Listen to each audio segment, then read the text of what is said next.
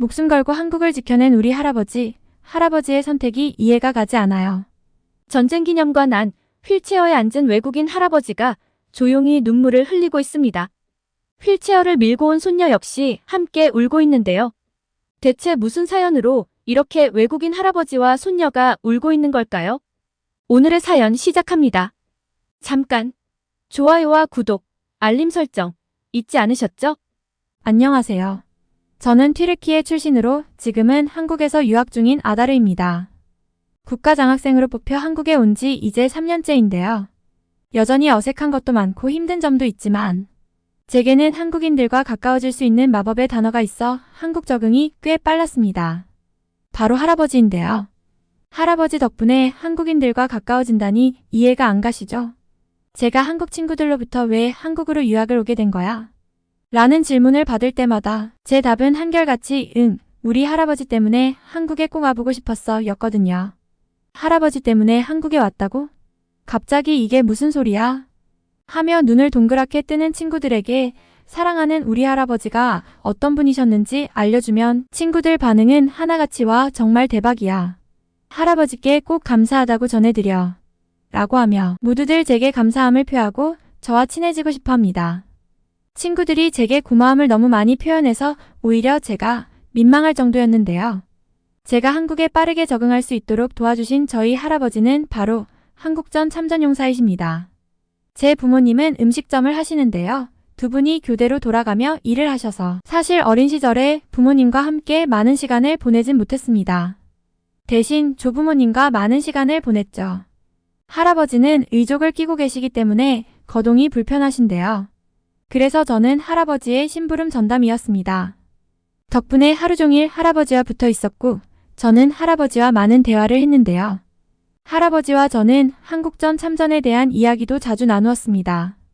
할아버지는 왜 한국으로 간 거예요? 그때 할머니는 처자들을 낳은 지 15일밖에 안 된 상황이었는데요. 전쟁 중이면 죽을 수도 있는 거잖아요. 나는 공산주의를 싫어했단다. 아다르, 공산주의가 확산되는 걸 막기 위해 한국전쟁 참전을 자원했지. 전쟁에서 사실 여러 가지 상황이 있을 수 있지만 내가 죽거나 다칠 거라고 생각해 본 적은 없어. 하지만 할아버지는 한국전에서 영구적인 장애를 입고 돌아오셨는데요. 전투를 마치고 귀대하던 중 지뢰가 터지면서 할아버지의 오른쪽 복사뼈 아래 발목이 흔적도 없이 사라졌거든요. 할아버지는 발목이 잘려나갈 때 죽었다고 생각하셨다고 합니다. 갓난아이였던 아들도 다시 못 보겠구나 하는 생각에 절망스러웠지만 소대장이었기에 침착함을 유지했어야 하는 상황이었다고 하시더라고요. 그래서 엄청난 통증에도 소리를 지르지 않고 의무병을 찾았다고 하셨습니다. 소대원들은 허리띠를 풀어 할아버지 발목을 묶었고요. 의무병이 오기까지 40분이 걸렸다고 했는데 얼마나 고통스러우셨을지. 저는 이 이야기를 들을 때마다 할아버지께서 느끼셨을 고통과 괴로움이 전달되어서 항상 눈물이 그렁그렁 차오르곤 했습니다. 그래서 어릴 적에는 한국을 싫어했었습니다. 할아버지는 튀르키예의 육군사관학교를 졸업하셨는데요. 한국전에서의 부상이 아니었으면 할아버지는 원하던 삶을 사실 수 있으셨을 것이라고 생각했거든요. 할아버지 육사 동기들 중에서는 합참의장도 있다고 하던데 그런 이야기를 들을 때마다 한국이 원망스럽고 미웠습니다. 할머니께서도 가끔 할아버지 발목을 보시면 속상하신지 그때 내가 한국으로 간단 걸 말렸으면 당신 발목이 멀쩡했을 텐데 라고 하셨지만 할아버지는 언제나 딱 잘라 말씀하셨습니다. 한국전 참전은 단 하나도 후회되지 않아. 만약 지금 한국에서 다시 전쟁이 난다면 난 또 갈 거야. 내가 거기서 피를 흘렸다는 건 한국이 나의 다른 조국이라는 거지. 한국인도 잘 알고 있을 거라고. 당신도 봤지? 2002년 월드컵에서 한국인들이 튀르키예를 함께 응원해줬던 것. 그러니까 그런 한탄하지 마. 저는 한국에 대해서 궁금함과 호기심 반, 그리고 원망과 미움 반 정도의 감정이었던 것 같습니다. 영구적인 장애까지 입고 돌아왔고 가서 고생만 하고 돌아온 나라인데 왜 저렇게 애정을 가지고 한국 뉴스를 보시는지 이해가 잘 안 갔지만 할아버지는 스스로를 코렐리, 즉 한국인이라고 부를 정도로 한국을 사랑하셨기 때문에 그 영향을 받았던 것 같네요. 그리고 상위군인을 대하는 튀르키예의 문화에도 큰 영향을 받았습니다. 상위군인을 존경하는 것은 물론 그의 자식들까지 존경을 받는 분위기거든요. 그래서 부모님도 저도 할아버지를 존경하는 마음이 굉장히 컸죠. 할아버지께서는 한국을 늘 그리워하고 가보고 싶어 하셨기에 할아버지는 제가 한국으로 가는 장학생으로 뽑혔다는 소식에 누구보다 기뻐하셨습니다. 그리고 절 정말 부러워하셨는데요. 할아버지께서 얼마나 한국을 사랑하는지 또 한국에 와보고 싶어 하시는지 잘 알고 있는 전 할아버지를 위해 한국 생활에 어느 정도 적응하자마자 열심히 아르바이트를 했습니다. 부모님께서 보내주는 용돈 말고 제가 벌어서 할아버지께 선물을 해드리고 싶었거든요. 더 늦기 전에 한국에 오셔서 한국의 아름다운 가을을 즐기게 해드리고 싶었습니다. 열심히 돈을 모아서 목표 금액을 달성하고 할아버지께 말씀을 드렸습니다. 가보고 싶으셨던 곳, 드셔보고 싶으신 것 모두 마음껏 해보실 수 있도록 돈을 모았으니 한국에서 해보고 싶으셨던 것들을 다 해보시라고요. 할아버지는 제 말을 듣고 기쁨의 눈물을 흘리셨고 한국에 오는 장시간의 비행에도 전혀 피곤하지 않으셨다고 해요. 설레고 떨려서 잠도 통 못 주무셨다고 하셨는데 인천공항에서 만난 할아버지는 마치 어린아이처럼 상기된 얼굴이셨죠. 할아버지는 인천공항에서 서울로 이동하는 내내 엄청난 경제대국이 되었다는 것은 뉴스와 한국 드라마로 보긴 봤지만 직접 보니 충격적이라고 하셨습니다. 한국 전쟁 때 보여준 한국인들의 용기와 투지가 이렇게 아무것도 없던 폐허에서 불과 몇십 년 만에 이런 발전을 만들어낸 것이라며 튀르키예 사람들도 보고 배워야 한다고 연신 감탄하셨고요. 또 할아버지께서 기억하는 한국은 산에 나무나 풀도 없고 흙먼지가 풀풀 날렸는데 어떻게 저렇게 생명이 가득한 멋진 산으로 다시 태어난 거냐며 단풍이 마치 물감을 흩뿌려 놓은 것처럼 아름답다고 아이처럼 박수를 치셨죠. 그러고는 자신이 목숨을 걸고 싸운 것이 결코 헛되지 않았고 함께 전쟁에 참여했다가 전사한 수많은 전우들도 하늘에서 한국이 성공한 모습을 보고 자랑스러워할 거라며 눈시울을 붉히셨습니다. 순조롭게 시작된 한국 여행이었는데요. 관광도 관광이지만 저는 할아버지를 모시고 꼭 가보고 싶은 곳이 있었습니다. 서울에 위치한 현충원 그리고 한국전쟁기념관이었습니다. 할아버지께 정말 의미 있는 곳이 될 것이라는 생각에 말씀을 드렸죠. 그런데 저희에게 당황스러운 일이 발생하였습니다. 할아버지께서는 오래 걷기 불편하시기 때문에 택시를 탔는데 기사분이 할아버지를 모시고 어디를 가냐고 여쭤보셔서 할아버지께서 튀르키예의 한국전 참전용사이신데 현충원에 잠들어 계신 동료들을 만나기 위해 이동 중이라고 하니 기사님께서는 참전용사께는 돈을 받지 않겠다며 앱으로 호출했던 내역을 취소해버리시더라고요. 할아버지는 절대 안 된다며 돈을 드리려고 하고 기사님은 나라를 지켜주신 분께 돈을 받을 수 없다며 한참 실랑이를 하셨는데요. 조금 당황스러웠지만 한편으로는 참 감사한 마음이었습니다.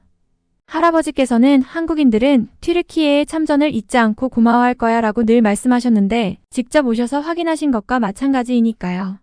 두 분의 실랑이는 결국 기사님께서 돈을 받아 할아버지께 맛있는 간식을 사서 드리고 대신 현충원에서 전쟁기념관으로의 이동은 돈을 받지 않기로 하였습니다. 한국을 찾아주신 참전용사분께 한국인으로서 꼭 선물을 드리고 싶다는 기사님의 말씀에 할아버지께서 고집을 꺾으신 것이죠. 제가 전쟁기념관은 특별히 해설사분이 설명해주는 시간대로 방문 시간을 맞췄는데요. 조용한 분위기에서 관람을 하던 중 엄청난 사건이 일어났습니다. 아무래도 할아버지와 저는 계속 튀르키예를 찾을 수밖에 없었는데요. 드디어 튀르키예의 깃발을 발견하고 할아버지와 저는 좀 더 가까이에서 보기 위해 앞으로 나아갔죠. 그리고 할아버지와 저는 눈을 의심할 수밖에 없었습니다. 여기서 할아버지 사진을 발견하게 된 것이죠. 눈을 몇 번을 비벼봐도 할아버지와 함께했던 동료들의 사진이 맞았습니다.